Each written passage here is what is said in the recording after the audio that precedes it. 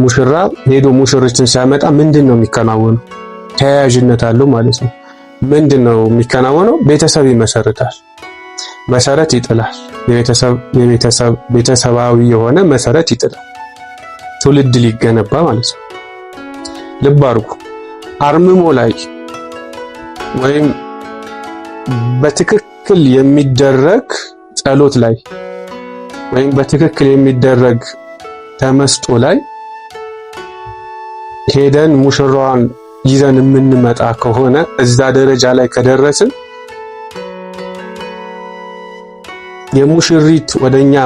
ሙሽሪትን ወደኛ ማምጣት መሰረት ይጥላል በህይወታችን ምናልባት እስከ 7 ትውልድ ድረስ። እዚህ ጋር አርምሞ ምናምን አድርገህ ተመስጦ አድርገህ ከሆነ መንፈሳዊ ኃይል ጋር ግንኙነት አድርገህ ነገሩ አንተ ጋር የሚያበቃ ላይሆን ይችላል። የሚከናወነው ነገር በመልካምም በመጥፎም ሁኔታ ውስጥ ከቶን የሚቀመጠው የዛር መንፈስ የሚባለው በዚህ ውስጥ ነው። በዚህ ሁኔታ ውስጥ የመጣበት አንዱ መንገድም ይሄ ነው። እንግዲህ ያጋጠመኝንና የምጠየቀውን ሰዎች እየተቸገሩበት ያለውን ነገር ነው ለብዙዎች እያካፈልኩ ያለሁት። ድንገት ነፃ ከሆነ ከዛ የመንፈስ አካሄድ ነፃ ከሆነ ሁኔታ ውስጥ የነበሩ ሰዎች በተለይ አሁን ዘመናዊ ነን የሚሉ ወጣቶች እንደዚህ አይነት ነገር አይመለከተንም አይገባንም የሚሉ ሰዎች በድንገት በዛ ውስጥ ገብተው ራሳቸውን ያገኙትና አንዳንድ ሰዎችን ስጠይቅ እንደዚህ አይነት ነገር አለብህ አሉኝ። እኔ ግን ከቤተሰቤ ወደ ኋላ ሄጄ ስጠይቅ ምንም አይነት እንደዚህ አይነት ነገር በእኛ ውስጥ የለም አሉኝ። እውነትም ላይኖር ይችላል። በቀደመ የአንተ የቤተሰብ አካሄድ ውስጥ በዘር ውስጥ ያ ነገር ላይሆን ይችላል። ግን አንተ ጋር ሊጀምር ይችላል። አንተ ጋር የሚቆምበት ሁኔታ አለ። የዛር አካሄድ አንተ ጋር የሚቆምበት ሁኔታ አለ። አንተ ጋር የሚጀምርበት ሁኔታ አለ። 7 ትውልድ ስንል 7ኛው ላይ የሚያቆምበት ሁኔታ አለ። 8ኛው ላይ ላይሻገር ይችላል። መንፈሳዊ አካሄድ 8ኛው ላይ አይሻገርም። ዞሮ 8ኛው ላይ አይሻገርም። አንተ 8ኛው ስትገባ እሱ አይሻገርም። 7 ላይ ነው የሚቆመው አይደል? ደረጃው እስከ 7 ነው እያልኩ ያለሁት ይሄንን ነው እስከዛሬ ድረስ። የሰው ልጅ እኮ ጸሎት በማድረግ ውስጥ እኮ የመንፈስ ኃይል ወደሱ እንደሚገባበት ገና የተረዳ አይመስለኝም። ይሄ በዘር የሚመጣው አይነት መንፈስ እኮ አንተ ጋር ሊጀምር ይችላል፣ ጸሎት ብለን በምናደርገው ማለት ነው። ይሄ አስገራሚ ነገር ነው። በጣም ብዙ ሰዎች የተቸገሩበት ያለ ነገር።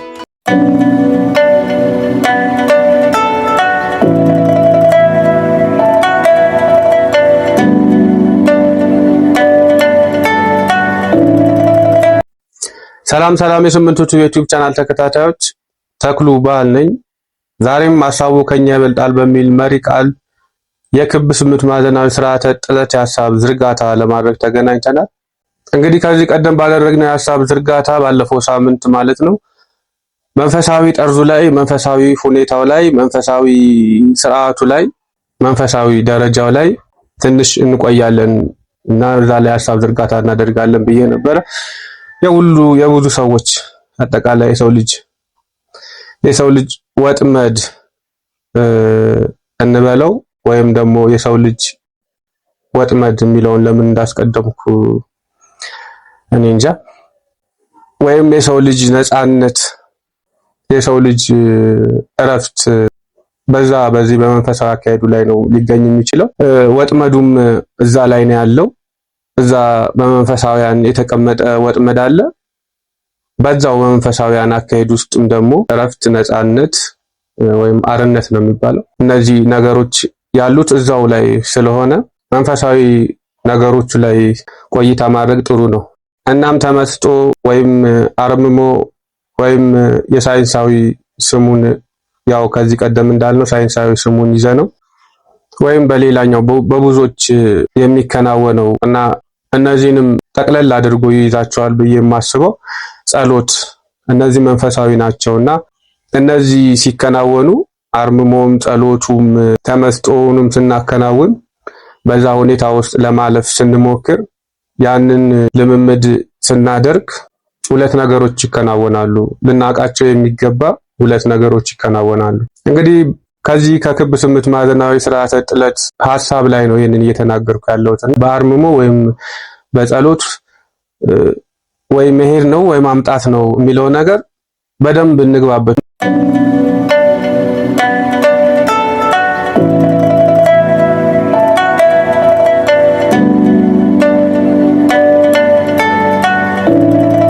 ሙሽራዋን ከሆነ የምንፈልገው መሄድ ግዴታ ነው የሚል ነገር ነው አይደል? ሐሳብ ነው ያነሳ ነው። እና ሙሽራዋ ራሷ ማን ነች? ልናመጣት የምንሄደው ሙሽራ ራሷ ማን ነች? ብዙ ጥያቄዎቻችሁን የሚመልስላችሁ ይመስለኛል። ብዙ ነገሮች ውስጥ የሚያስገባ ሐሳብ ነው ይሄ። መንፈሳዊ አጠቃላይ በዓለም ላይ ያለ መንፈሳዊ ሂደቱን ሁሉ ለማሳየት የሚሞክር አካሄድ ነው ይሄ። ማነች እቺ ሙሽራዋ? በተመስጦም ሆነ በጸሎት ወደዚህ ልናመጣት፣ ወደኛ ስርዓት ልናመጣት፣ ወደኛ ጠርዝ ልናመጣት፣ ወደኛ ልክ ልናመጣት የምንሄደው ሙሽራ ማነች? እንግዲህ መንፈሳዊ ማንነቷን ነው የምጠቅሰው የምለው። ያቺ ሙሽራ ማነች? እናም ወደሷ ሰርጎ የገባ የመንፈስ ኃይል የለም ወይ? ወይስ መንፈሳዊ ኃይል አለ? ሌላ ሰርጎ የገባ መንፈሳዊ ኃይል አለ ወይስ የለም የሚለው ራሱን የቻለ ከባድ ሁኔታ ነው። ያ አንዳንድ ጊዜ ከኛ አቅም በላይ ሊሆን ይችላል። ወደዚህ ከመጣች በኋላ ያው በሙሽራው አካሄድ ሙሽራው ሄዶ ወደ ራሱ ይዟት ከመጣ በኋላ አይደል በጋብቻው አካሄድ ክብረ ንጽህና ይኑር አይኑርም የሚለካው የሚታየው ወደሱ ካመጣት በኋላ ነው። ያው እንግዲህ በኢትዮጵያውያን የጥንት የጋብቻ አካሄድ ገና ከልጅነት መተጫጨት አለ። አባቶች ወይም ቤተሰብ ልጅን ለልጄ ተብሎ መተጫጨት አለ።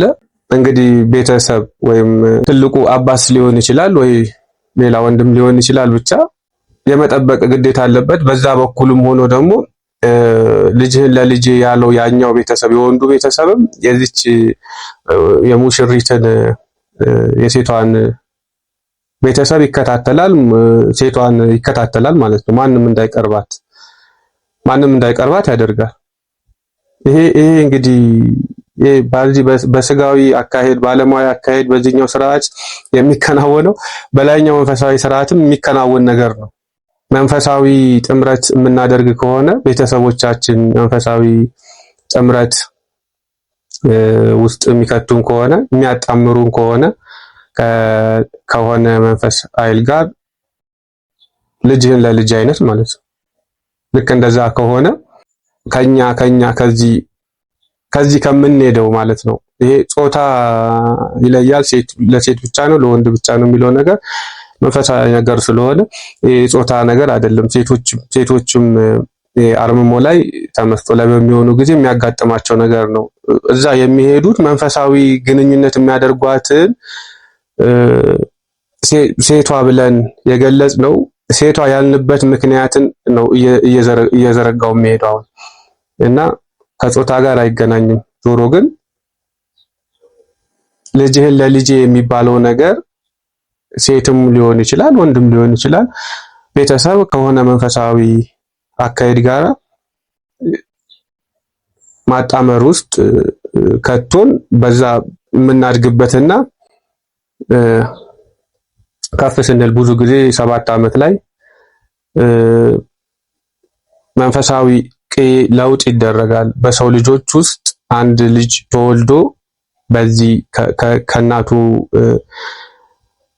ከእናቱ ማህፀን ከተለየበት ጊዜ ጀምሮ ሲቆጠር 7 ዓመት ላይ እና ወደ 8 በሚሻገርበት ጊዜ የስምንተኛው ላይ 7 ጨርሶ 8ኛው ላይ በሚሻገርበት ጊዜ አንዳንዴ 7 የሚባልበት ሁኔታ አለ። ግን 7ቱን ቢጨርስና 8ኛው ላይ ትልቅ መንፈሳዊ ለውጥ ይካሄዳል። እሱ አሁን የምናገረው ነገር አይደለም።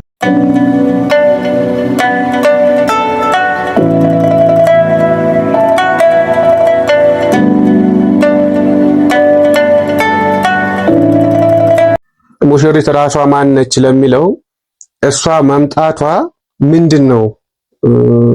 አንድ ሙሽራ ሄዶ ሙሽሪትን ሲያመጣ ምንድነው የሚከናወነው? ተያያዥነት አለው ማለት ነው። ምንድነው የሚከናወነው? ቤተሰብ ይመሰርታል፣ መሰረት ይጥላል። ቤተሰባዊ የሆነ መሰረት ይጥላል። ትውልድ ሊገነባ ማለት ነው። ልብ አድርጉ። አርምሞ ላይ ወይም በትክክል የሚደረግ ጸሎት ላይ ወይም በትክክል የሚደረግ ተመስጦ ላይ ሄደን ሙሽራዋን ይዘን የምንመጣ ከሆነ እዛ ደረጃ ላይ ከደረስን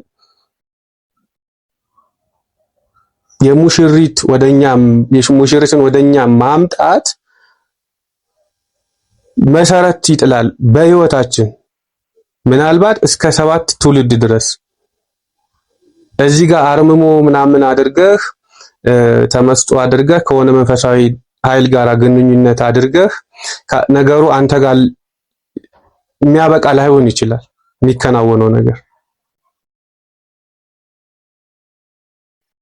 የመጣው ኃይል ሙሽሪትን ከሆነ ሄደህ ይዘህ የመጣው ወደዚህ በዛ አካሄድ ውስጥ በዛ ልምምድ ውስጥ ሙሽሪትን ወደ አንተ አምጥተህ ከሆነ ወይም አምጥተሽ ከሆነ ምናልባት ወደፊት ባለው የትውልድ አካሄድ ውስጥ እስከ 7 ትውልድ ድረስ የሚቀጥል ስርዓት እያበጀን ሊሆን ይችላል። ሙሽሪት ወደኛ ካመጣን በአርምሞ እስከ 7 ትውልድ የማይላቀቀንን የመንፈሳዊ አካሄድ ስርዓት እየጣልን ሊሆን ይችላል። ይሄ ነው በዚህ ውስጥ ነው እኮ ይኸውላችሁ፣ በዚህ ውስጥ ነው ይሄ የዛር መንፈስ የሚባለው በመልካምም በመጥፎም ሁኔታ ውስጥ ከቶን የሚቀመጠው የዛር መንፈስ የሚባለው በዚህ ውስጥ ነው። በዚህ ሁኔታ ውስጥ የመጣበት አንዱ መንገድም ይሄ ነው። በቀደሙ የሰው ልጆች በዚህ በአርምሞ በተመስጦ ውስጥ ሄደው ህብረት ፈጥረው ያመጡት ነው። በትውልዳቸው ውስጥ ተቀምጦ የዛር መንፈስ ተብሎ የሚሄደው ጎጂ ነው ጠቃሚ ነው? ራሱን የቻለ አካሄድ አለው። ምኑ ጋር ነው የሚጎዳው? ምኑ ጋር ነው የሚጠቅመው? ብዙ እየተባለ ነው። እሱን ይዞ ሌላ ቦታ ብዙ ቦታ ስለሚባልበት ማለት ነው። ለምንድን ነው ይህንን የመንፈስ ኃይል ብቻ የጠቀስኩት? የዛር መንፈስ የሚለውን ብቻ የጠቀስኩት በዛር ውስጥ የሚሄድ ስለሆነ ነው። ዛር ሲባል በሆነ ቤተሰብ ውስጥ መጀመሪያ እንዴት ገባ? መጀመሪያ መሰረቱ ሲጥል እንዴት ነው የጀመረው? እዚህ ጋር እንደቀልድ ሊጀመር ይችላል። በነገራችን ከምንም ነገር ነፃ የሆነ ሰው በዚህ አርምሞ በሚለው ተመስጦ በሚለው ሁኔታ ውስጥ ሲያልፍ ሙሽራዋን ከሆነ ወደሱ የሚያመጣው እንዳልኩት መሰረት ይጥልና በትውልድ ውስጥ የሚያልፍ አንድ የመንፈስ ኃይል በዛ በሚመሰረተው ቤተሰብ ላይ በሚጥለው የቤተሰብ መሰረት ላይ ያንን ሊደለድል ይችላል። ከየት ነው የመጣው ሲባል አንዳንድ ጊዜ ከቤተሰብ ከቤተሰቦቼ እንዲህ አይነት ነገር አያውቁም ነበረ። እንግዲህ ያጋጠመኝንና የምጠየቀውን ሰዎች እየተቸገሩበት ያለውን ነገር ነው ለብዙዎች እያካፈልኩ ያለሁት። ድንገት ነፃ ከሆነ ከዛ የመንፈስ አካሄድ ነፃ ከሆነ ሁኔታ ውስጥ የነበሩ ሰዎች በተለይ አሁን ዘመናዊ ነን የሚሉ ወጣቶች እንደዚህ አይነት ነገር አይመለከተንም አይገባንም የሚሉ ሰዎች በድንገት በዛ ውስጥ ገብተው ራሳቸውን ያገኙትና አንዳንድ ሰዎችን ስጠይቅ እንደዚህ አይነት ነገር አለብህ አሉኝ። እኔ ግን ከቤተሰቤ ወደኋላ ሄጄ ስጠይቅ ምንም አይነት እንደዚህ አይነት ነገር በእኛ ውስጥ የለም አሉኝ። እውነትም ላይኖር ይችላል። በቀደመ የአንተ የቤተሰብ አካሄድ ውስጥ በዘርህ ውስጥ ያ ነገር ላይሆን ይችላል። ግን አንተ ጋር ሊጀምር ይችላል። አንተ ጋር የሚቆምበት ሁኔታ አለ። የዛር አካሄድ አንተ ጋር የሚቆምበት ሁኔታ አለ። አንተ ጋር የሚጀምርበት ሁኔታ አለ። ሰባት ትውልድ ስንል ሰባተኛው ላይ የሚያቆምበት ሁኔታ አለ። ስምንተኛው ላይ ላይሻገር ይችላል። መንፈሳዊ አካሄድ ስምንተኛው ላይ አይሻገርም። ዞሮ ዞሮ ስምንተኛው ላይ አይሻገርም። አንተ ስምንተኛው ስትገባ እሱ አይሻገርም። ሰባት ላይ ነው የሚቆመው አይደል? ደረጃው እስከ ሰባት ነው እያልኩ ያለሁት ይሄንን ነው እኮ እስከዛሬ ድረስ እና ስምንተኛው ላይ ላይሻገር ይችላል። ግን ደግሞ አንተ ጋር ሊጀምርም ይችላል። ብዙ ወጣቶች ብዙ ያውን ላይ ያሉ በእኛ የእድሜ አካሄድ ውስጥ ያሉ ሰዎች ይሄ ነው እየገጠማቸው ያለው። በሳይንሱ በሌላውም በተመስጦ አካሄድ ውስጥ በተለያየ ስልጠና ውስጥም ያልፉና ወይም በመጽሐፉ እየተመሩ አሉ ብዙ መጽሐፎች አይደለ? በነዛ እየተመሩ ሄዱና አውቀውትም ይሁን ሳያውቁት ሙሽሪት ጋር ይደርሳሉ። ሙሽሪትን ወደ እነሱ ይዘው ይመጡና ትልቅ መንፈሳዊ መሰረት ይጥላሉ። ጋብቻ ነው የፈጸማችሁት። ወንድ ሴት አላልኩም። አሁን በዛ ልምምድ ውስጥ የምታልፉ ጋብቻ ነው የምትፈጽሙትና በሰባት ትውልዳችሁ ይሄ ነገር ሊከናወን ይችላል። ለምን ሙሽሪትን ወደ አንተ አመጣ ማለት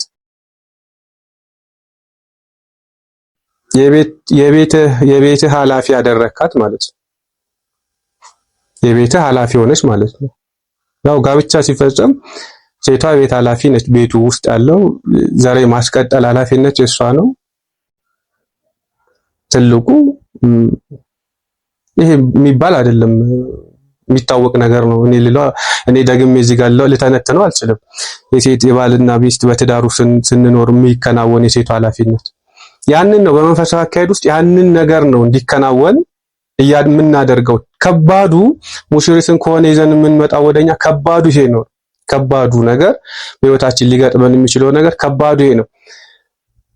ልናቅ የሚገባው በህይወታችን መልካምም ነገር ሊሆን ይችላል። ያ እንግዲህ አንድ ትዳር ትልቅ መሰረት የሚጣልበት ሊሆን ይችላል አይደል? ትዳር ውስጥ የሚያጋጥም ነገር ማለት ነው። እርግጥ ነው ፍቺም ሊያጋጥም ይችላል። ፍቺ ሲያጋጥም ደግሞ ብዙ ቦታ ጋር መሄድ አለ። የማህበረሰብ ዳኝነቱ ጋር እንቀርባለን፣ ሃይማኖታዊ ዳኝነቱ ጋር እንቀርባለን። በሳይንሱ ዋናው ፍርድ ቤት ደግሞ በሳይንስ በደንብ ተጠንቶ በደንብ ስርዓት ተበጅቶለት ፍርድ ቤት ልንሄድም እንችላለን። ንብረት ክፍፍል ይኖራል። ከዛ ግን ወደንም ጠላንም በመሃላችን የተወለዱ ልጆች ይኖራሉ። በመሃላችን የተፈጠሩ ዘሮች ይኖራሉ። ሳይወልዱ ቢለያዩ ምናምን በዚህ በመንፈሳዊ አካሄድ ይዛ ከመጣ በኋላ መሰረት አስቀምጠሃል። ምንም ማድረግ አይቻልም። ሔዋን ላይ የተቀመጠው ማለት ነው። በኋላ ተሄዶ በሚወለደው አካሄድ ውስጥ ሁሉ ነው ያ ነገር የሚቀጥለው። ቀላል ነገር እንዳይመስል ተሻግረን ሄደን እንደውም እኛ በዚህኛው በመከፋፈል ውስጥ አንዱ ወደዛ ሲሄድ እንደው ብዙ የመሰራጨት በዚህ ሰባት ሁሉ ይዞ ሊሄድብን ይችላል። ግልጽ ይመስለኛል። አሰልቺ እንዳይሆን ነው ከዚህኛው ይሄ መንፈሳዊውን ከዚህ ከትዳር ጋር ያገናኘሁት እንድንረዳው ያደረኩት ሲሄድ አሰልቺ እንዳይሆን ነው ጥርጥር የማደርገው። ማለት ይሄ በተመስጦት በአርምሞ ውስጥ ስናልፍ የሚመጣው ሙሽሪትን ወደኛ ስናመጣ ጋብቻ እየፈጸምን ነው። በዛው ውስጥ መሰረት እየጣልን ነው። ስኬታማ ሆኖ የሚቀጥል ትዳር ቢሆንም ባይሆንም በዓለማዊው እንደሚታየው ትዳር እንግዲህ ሙሽሪትን አንጥተናል። መጀመሪያ ደረጃ እንዳልነው ቀድመን ሰርጎ የገባ የመንፈስ ኃይል አለ የለም የሚለው አንድ ነገር ነው። ክብረ ንጽሕና አለ የለም የሚለው ከዛ ይዛብን የመጣችው ትዳር ውስጥ ስንገባ ይዛብን የመጣችው አንድ ጉዳይ አለ፣ አንድ ኃይል አለ የለም የሚለው አንድ ነገር ነው። ሌላው ደግሞ ትዳሩ ሲጸና በዓለማዊ ትዳር ሲጸና እንወልዳለን፣ ዘር እንተካለን፣ ሀብት እናፈራለን ምናምን። በዚህ በተመስጦ ውስጥም ሙሽሪትን አንጥተን መንፈሳዊ ጥምረት ፈጥረን አብሮነት ፈጥረን ስንቀጥል እስከ ሰባት ትውልድ ድረስ የሚሄድ መንፈሳዊ ሂደት ውስጥ እንገባለን። ያ መንፈሳዊ ሂደት እንደኛ አቀባበል ነው የሚወሰነው። እንደኛ አቀባበል ማለት ወደኛ ያመጣ ነው መንፈስ እስከ 7 ትውልድ ድረስ መሰረት ይጥላል ስንል እኛ ህብረት ፈጥረን በምንሄደውና በህይወታችን በሚያጋጥመን ይሄ መንፈስ አካሄድማ ለኔ ጠቅሞኛል ለዘሬም ይጠቅሙታል ብለን እንደኛ አቀባበል ነው። አንዳንዱ ጠቅሞኛል ይላል፣ አንዳንዱ ጎርቶኛል ይላል። አንዱ ጠቅሞኛል ያለውን እኔ ጎርቶሃል ልል አልችልም፣ ደጋግሜ እንዳልኩት። አንዳንዱ ጎርቶኛል ያለውን ጠቅሞሃል ልለው አልችልም። በቃ ጎርቶታል፣ ከጎዳ ጎርቶታል፣ የራሱ ፋንታ ነው። ከዛ የመንፈስ ኃይል ጋራ ያለው ህብረት የሚሄደው አካሄድ ምቾት ካልሰጠው ማስተዳደር ካልቻለ ያንን የመንፈስ ኃይል ማስተዳደር ካልቻለ ይሄንን ደጋግሜ ነው የምለው፣ ከዚህ በፊትም ብየዋለሁ። ማስተዳደር የማትችል ከሆነ ባትጠራው ጥሩ ነው። ማስተዳደር ማለት ነው። አስተዳዳሪ አለው አስተዳዳሪ አላት ይባል የለ? ያው የምታሟላለት ነገር አለ። የምታሟላለት ነገር ነው። አሁን ልታሟላለት ግዴታ ውስጥ የምትገባው ነገር ምቾት የሚነሳው አለ። እንደገና ደግሞ ያለንበት ማህበረሰብ ያለንበት ሃይማኖት ምናምን ያ ሁሉ ተጽዕኖ ይፈጥርና ከዛ መንፈስ ኃይል ጋራ ጉዞ እንዳናደርግ ህብረት ፈጥረን እንዳንሄድ ነው ትልቅ እንቅፋት እየፈጠረ ያለ ያ ነው። ለሰዎች ህይወት ውስጥ ትላልቅ እንቅፋት እየፈጠረ ያለ ያ ነው። እና አሁን ይሄ እዛ አርምሞና ተመስጦ ላይ እንቆይና በዛ ያመጣ ነው ሙሽሪትን ያመጣንበት አካሄድ እና መንፈሳዊ ህብረት ፈጥረን ስንቀጥል ምንድነው አሁን በቀላሉ እያልክ ያለው አርምሞ ውስጥ ሆነ በብዙ ልምምድ ውስጥ ሄደን አንድ ነገር እኛ ጋር ይከሰታል አይደል? አንድ መንፈሳዊ ነገር ይከሰታል።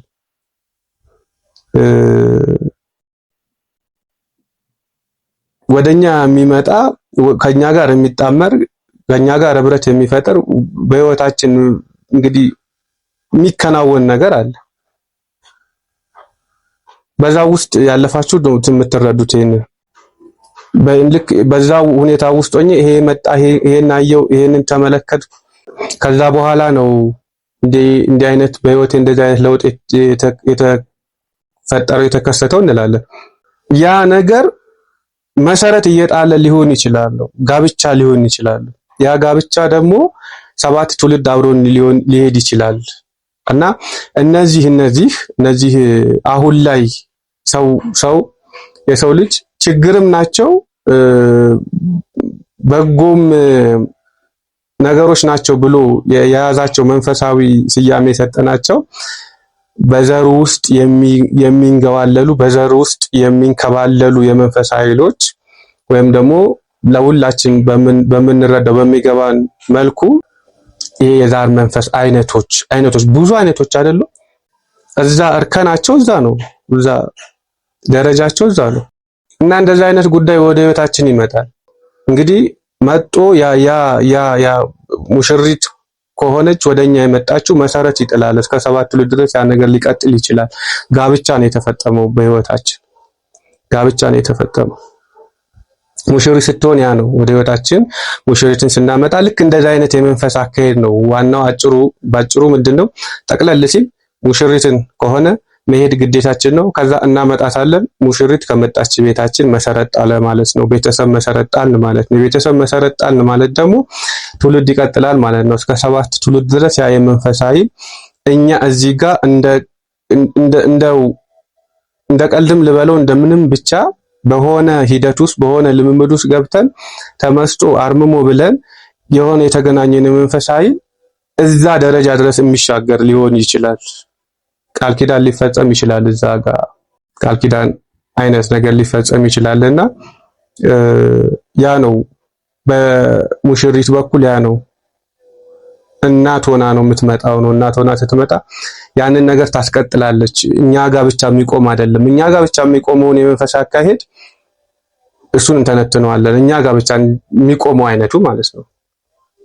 ግን ይሄኛው በሴቷ በኩል ሲሆን ይሄ ነው አንዱ ነገር፣ ይሄ ነው ዋናው። አሁን ያንን ነገር ስናከናውን በተመስጦ ውስጥም በአርምሞ ውስጥም ስንሆን ይሄ ነገር ሊፈጠር እንደሚችል መረዳት አለብን። ቀላል ነገር አይደለም። ቀላል ነገር አይደለም። ጸሎት በራሱ ቀላል ነገር ጸሎት ማድረግ በራሱ ቀላል ነገር አይደለም። አሁን እንደ ቀልድ ዝም ብለን ጸሎት የምናደርግበት ሁኔታ አለ። ቀልድ ጸሎት መቼስ በተለምዶ ማለት ነው። በተለምዶ ዝም ብለን አሁን ጸሎት ሳታደርግ አትውጣ፣ ጸሎት አድርግ፣ ጸሎት ይባላልና በደንብ ተረድተነው በትክክል ኃይላችንን ሰጠን የምናደርገው አይነት ጸሎት ያን ሊያመጣብን ሁሉ ይችላል። የሰው ልጅ እኮ በጸሎት ጸሎት በማድረግ ውስጥ እኮ የመንፈስ ኃይል ወደሱ እንደሚገባበት ገና የተረዳ አይመስለኝም። ይሄ በዘር የሚመጣው አይነት መንፈስ እኮ አንተ ጋር ሊጀምር ይችላል፣ ጸሎት ብለን በምናደርገው ማለት ነው። ይሄ አስገራሚ ነገር ነው። በጣም ብዙ ሰዎች የተቸገሩበት ያለ ነገር። አንዳንድ መንፈሳዊ ቦታዎች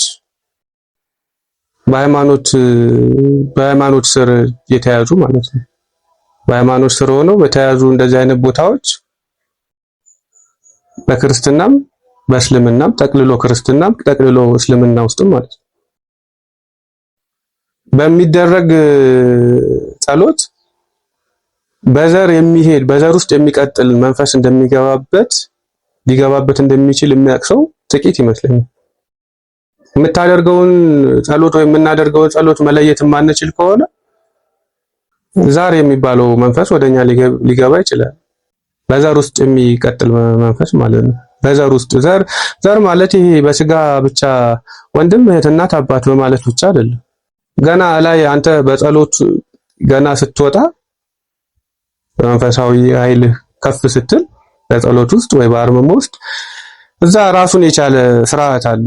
ራሱን የቻለ ወደ አንተ ሊገናኝህ የሚመጣው የመንፈስ አካሄድ ነው። ይለያል ማንነቱን፣ ያንተን የነፍስ ኃይልህን ይለያል። የነፍስ ኃይልህን የተጓዝክበትን የመንፈስ መጓጓዣን ይለይና ይመጣል ወደ አንተ ይገናኝሃል። አቀባበል ጉዞ ሲደረግ ወደ አንድ ሀገር ጉዞ ሲደረግ እንደ ደረጃው አይደለ? ጠቅላይ ሚኒስትሩ አቀባበል የሚያደርግለት አለ፣ ውጭ ጉዳይ ሚኒስትሩ የሚቀበለው አለ፣ ወይም የግብርና ሚኒስትሩ ወይ መከላከያ ሚኒስትሩ ሊቀበለው ይችላል። ከአንድ ሀገር ጉብኝት የሚመለከተው ልክ እንደዛ ነው። መንፈሳዊ ጉዞ ስናደርግ እኛን ሊቀበለን የሚመጣ መንፈሳዊ ደረጃውን ጠብቆ የሚመጣ አለ። እዛ ራሱን የቻለ ስርዓት ነው ያለው። በዚህ በአርምሞ ውስጥ ሆነን ልክ እዛ ስንገባ ወደዛ ወይ በጸሎት ውስጥ ሆነን ወደዛኛው ጠር ስንገባ እኮ ዝም ብለን የሆነ ቅልጥ ያለ ከሆነ ገጠር ቦታ ልበለው ምንም አይነት ነገር ከማይታይበት ከገጠር ውስጥ በጣም ፈጣን መኪኖችና ባቡር የሚወረወርበት መብራቱ ምናምን ቅልጥ ያለ ከተማ ማለት ልክ እንደዛ ጋር ብንጣል በቅስፈት ውስጥ ብድግ ተደርገን እዛ ብንጣል አይናችን ገልጠን በዛ ቅስፈት እዛ ከተማ ላይ ብንጣል አእምሯችን በሰከንድ ሽርፍራፊ ምንድነው የሚያስበው መረዳት የማይችልበት ሁኔታ የት ነው ያለሁት፣ ይሄ ከተማ ውስጥ ነው ያለሁት ማለት ነው፣ ይሄ መኪና ነው፣ ይሄ ባቡር ነው ብሎ መረዳት ገና መደምደም ባልቻለበት ሁኔታ ውስጥ ምንሆንበት ቅስፈት አለ አይደለ? ልክ እንደዛ ነው። ከዚህ ተነስተን እዛ ስንሄድ ልክ እንደዛ ከሆነ ገጠር ውስጥ ቅልጥ ያለ ከተማ ውስጥ እንደመጣ ሊሆን ይችላል። ወይ ደግሞ ቅልጥ ካለ ከተማ ውስጥ ጸጥ ወዳለ ገጠር ነፋሻማ ቦታ ወይ ምናምን ሜዳ ላይ እንደ ማረፍ ሊሆን ይችላል። ያንንም ከዛ ቅልጥ ካለ ከተማ ወደዚህኛው በቅስፈት ስንገባ ገና አእምሯችን ይህንኛው ማስተዳደር የማይችልበት ሁኔታ አለ። የከተማነትን ሁኔታ ሲያስተዳድር ቆይቶ የአእምሯችን በቅስፈት ወደ ገጠር ወደ ጸጥ ወዳለ ደን ውስጥ ብንከተት ለሰከንድ ሽርፍራፊ ይህንኛው ማስተዳደር ከዚህኛው ተነስቶ ይህንኛውን ለማስተዳደር ርክክብ ለማድረግ ትንሽ ሰከንዶች ይፈልጋል። በዛ ሽርፍራፊ ውስጥ ነው መንፈሳዊ ክፍተቷ ውስጥ የሚገቡብን። ግልጽ ነው አይደል? ግልጽ ይመስለኛል። ከአንድ ሁነት ውስጥ ብድግ ተደርገን በቅስፈት ብዛ ብንጣል አሁን እኔ እዚህ ጋር እየቀረጽኩ ነው።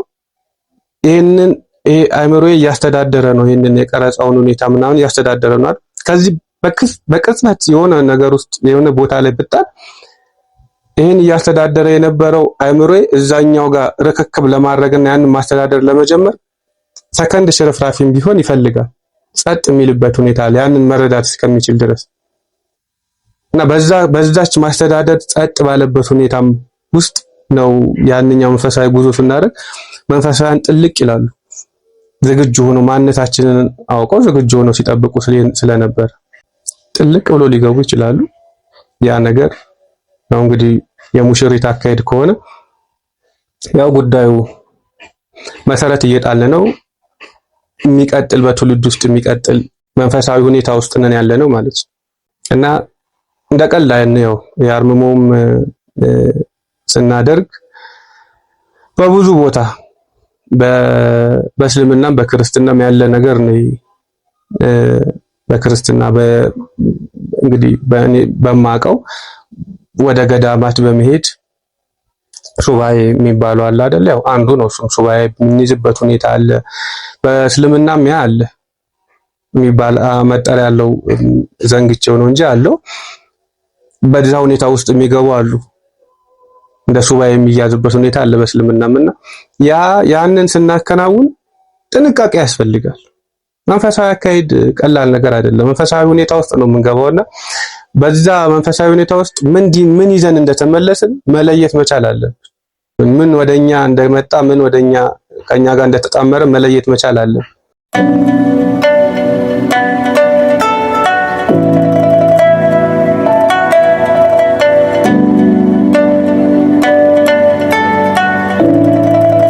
እንግዲህ የተመለከታችሁት ቤተሰቦች እቺን ሐሳብ እያብላላናት እንቆይና በደንብ ከዚህ በበለጠ በጥልቀት በቀጣይ የሐሳብ ዝርጋታ የምናደርግበት ነው የሚሆነው። ይሄ ቀላል ነገር አይደለም። አሁንም ደግሜ ለማለት ቀላል ነገር አይደለም። የምናደርገው ነገር ወደኛ ይዞት የሚመጣ አለ፣ መሰረት የሚጥል መሆኑ ነው። በሴቷ በኩል የሚመጣው የመንፈስ አካሄድ መሰረት የምንጥልበት ነው የሚሆነው። የምናያቸው በተለያየ ሁኔታ ውስጥ የምናያቸው ነገሮች ሁሉ ይሄ ቀድሜ እንዳልኩት በዘር ውስጥ የሚሄደው ብዙ ነገር የሚባልለት የሚነቀፈውም በአንድ ወገን ደግሞ የሚመሰገነውም እንደውም የሚመለከውም ግብር የሚጣልለትም ግብር የሚገባለትም ሁሉ የሚፈርደው ፈራጅም ተወፍረውን የተቀመጠውም ያለፈውንም የወደፊቱንም ትንቢትም የሚናገረውን ያለፈውንም አምጥቶ የሚያሳየውንም የመንፈስ አካሄድ የተለያየ ነገር እያደረግንለት ማለት ነው። በዓለም አካሄድ ውስጥ ያለ ነገር ነው። ኢትዮጵያ ውስጥ ብቻ ሳይሆን እሱ ሁሉ መነሻው መምጫው እሱ ነው። ብዙ ነገር ሲባል እሰማለሁኝ። ያው ነገርየውን ካለመረዳት ነው። በዘር ውስጥ የሚሄደው እዚህ ጋር ጀመረ። አዳም የሆኑ ልጆቹን ደበቀና ከዛ ተረግሞ ምናምን ሊሆን ይችላል። እንግዲህ ሊሆን ይችላል። እኔ ካልደረስኩበት ምንም ማድረግ አልችልም። እዛ ላይ ግን በትክክል ሄዶ እዛ መንፈሳዊ ሁኔታው ላይ ሄዶና ደርሶ እነዛን የመንፈስ ኃይሎች ማወቅ መረዳት ያስፈልጋል። ሄደን ይዘናቸው የምንመጣ እና እዚህ መሰረት እየጣልን ጋብቻ እየፈጸምን ከዛ በኋላ የተለያየ ስም ብንሰጣቸው ዋጋ የለውም። የሚቆምም አይደለም። ለምን እንደማይቆም የሆነ ትውልድ ላይ ለምን እንደማይቆም ራሱ መልስ መስጠት የቻለ ሰው የለም። ለምንድን ነው የማይቆመው? ሄደን ይዘነው እየመጣን ራሳችን ጋብቻ እየተፈጻጸምን ስለሆነ ከዛ በትውልዳችን ውስጥ ምንም ካልነበረበት ነፃ ነኝ ያለው ሰው እዛ ውስጥ እየገባ እስከ 7 ትውልድ በቀጣይነት እዛ ውስጥ የሚገባበት ሁኔታ ይኖራልና ያ ደግሞ እንግዲህ የተጠቀመበት ይጠቅመዋል። እውነት ለመናገር የተጠቀመ ማስተዳደር ከቻለ መጠቀም ይችላል። ማንኛውንም እኮ ኃይል ማስተዳደር ከቻለ መንግስት አሁን የትኛውንም ኃይል የትኛውን ግሩፕ ማስተዳደር የሚችል ከሆነ መቆጣጠር የሚችል ከሆነ ኃይሉ ከሱ ካላፈተለከ ሊቆጣጠረው ይችላል። በተለያየ ሁኔታ ውስጥ ያለን የሰው ልጅ ወጣቱ በተለያየ ሁኔታ ውስጥ ቢሆን ተቆጣጥረ ነው ለሀገር እድገት ለሰው ልጅ እድገት የሚጠቅም ማድረግ ይቻላል። ማስተዳደር ነው ዋናው ነገር። ግን ሲያፈነግጥ ነው አስቸጋሪ የሚሆነውና የትኛው መንፈሳዊ ኃይል ማስተዳደር የምንችል ከሆነ ጠቃሚ ነው። ትላልቆቹ ያለፉ የሰው ልጆች ያንን ያደረጉት እና ሰለሞን እና ላሊበላ ያንን ያደረጉት ሌላ ምንም የሰሩት እኮ ተአምራት ማለት ራሱን የቻለ ይሄ ተአምር ነው። ግን ምንድነው ትልቁ ነገራቸው ማስተዳደር ነው። እሱን ማስተዳደር ችለዋል። ያን መንፈሳዊ ማስተዳደር ችለዋል። ማስተዳደር ከቻሉ የሚጠበቅባቸው አለ። ከሱም ደግሞ የሚጠበቅበትን ያደርጋል። ግን በሃይማኖቱ በማህበረሰቡ የምንኖርበት እየተሽሎኮሎክን ምናምን ሲሆን በጣም አጣብቂኝ ውስጥ እንገባና ያ ነው ወጥመድ የሆነብን። ይሄ በድፍረት ሊነገር ይገባል። ምን እንደሚያስብል ባላቅም በድፍረት ሊነገር ይገባል እና አርምሞ ይሄንንም ይዞ ሊመጣ እንደሚችል እንድንረዳው ነው።